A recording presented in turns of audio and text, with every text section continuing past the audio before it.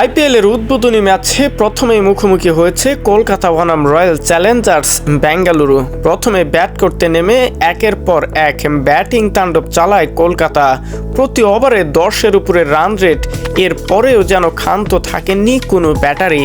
একের পর এক উইকেট হারালেও শেষ পর্যন্ত এসে তারা যেন একের পর এক ব্যাটিংয়ের দৃশ্য দেখাচ্ছিলেন বারবার।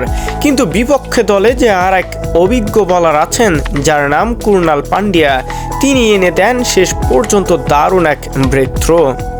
10 ওভার পর্যন্ত কোনো বলারই খুব ভালো সাফল্য এনে দিতে না পারলেও এর পরবর্তী কাজটা করে দেন কুরনাল পান্ডিয়া।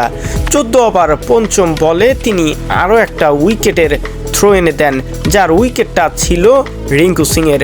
এমন একটা উইকেট পান যে উইকেটের উদযাপনে বিরাট কোহলি মাঠ থেকে এসে জাপটে ধরেন কুরনাল পান্ডিয়াকে। কেননা এ যে এক বড় একটা উইকেট শিকার করেছে কুরনাল পান্ডিয়া, আর বিরাট কোহলিও জানে রিঙ্কু সিং কতটা ভয়ঙ্কর ব্যাটিংকে আউট করেছে।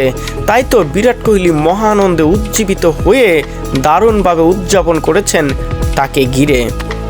বিরাট কোহলি চাবে এই ম্যাচটাতে যেন সহজেই ভালো কিছু আশা করতে পারে, আর সেটাই তো চাবে বিরাট কোহলি। কেননা এখন পর্যন্ত যে বেঙ্গালুর কোনো ট্রফি জিততে পারেনি আইপিএলের ইতিহাসে, তাই সকল রেকর্ডকে পেছনে ফেলে নতুন একটা অধ্যায় রচনা করতে চান কিং কোহলি, আর সে লক্ষ্য নিয়ে এবার মাঠে নেমেছেন তিনি। এই রিপোর্টটি তৈরি করা হয়েছে 16 ওভার শেষ হওয়ার আগ পর্যন্ত।